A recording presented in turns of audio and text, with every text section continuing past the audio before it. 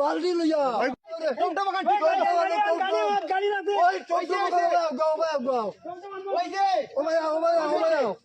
আজি ৰাতিপুৱা এই খাকুকণত কাম কৰিবলৈ আহোঁতে দুৰ্ঘটনা হয়। এজন পানীয়ে লৈ গৈছিল, তেওঁক নাওকাৰে উদ্ধাৰ কৰা হৈছিল। ৰাতিপুৱা কেইজনমান যুৱকে আচলতে নিজৰ পকেটৰ ধনেৰে এইবিলাক আচলতে তৈয়াৰ কৰি তেওঁলোকে মেৰামতি কৰাৰ সময়ত আচলতে এজন পানীত উপঙি গৈছিল আৰু আনজন আচলতে প্ৰচণ্ড ৰ'দত তেওঁ চেঞ্চ আউট হৈ গৈছিল গৰমত, প্ৰচণ্ড গৰমত। আমি ভিজুৱেলখিনি আপোনালোকক দেখুৱাম।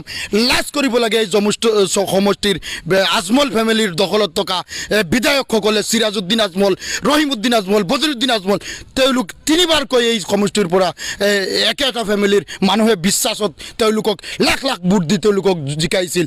1,30,000 ভোট দিছিল এইবাৰ সিৰাজউদ্দিন আজমলে। আৰু সিৰাজউদ্দিন আজমল 20 বছৰৰ পৰা বাপেক পিতক চাচাক মানুহে ৰাইজে বিশ্বাসত লাখ লাখ ভোট দি জয়ী কৰাইছিল। কিন্তু ব্ৰিটিছ নিৰ্মিত দলংখনক হেজাৰ হেজাৰ অভিযোগ দিয়াৰ পাছতো মাছাল্লাহ ইনশাল্লাহ বনাই দিম কৈ এইসকলক প্ৰতিশ্ৰুতি মিছা দি থাকে আজমল পৰিয়ালে। আৰু সাংসদ, নগাঁৱৰ সাংসদে যোৱা কেইদিন আগত আহি তেওঁ কৈ গৈছিল যে চেংচন হৈ গ'ল।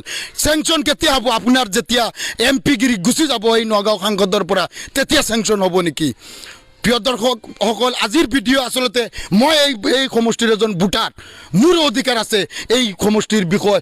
যেতিয়ালৈকে কাম নহ'ব, সমষ্টিৰ চুকে কোণে আমাক ডেমক্ৰেটিক দিছে, আমাক অধিকাৰ দি দিছে আমি কথা ক'বলৈ, আমি ভোটাৰ হিচাপেও আমি এই প্ৰতিবাদ কৰিব পাৰোঁ। কি ক'ব ৰাইজসকল, যিহেতু আপোনালোকে আজি এই ইমান কষ্টৰে প্ৰচণ্ড ৰ'দত এটা মানুহ অজ্ঞান হৈছে।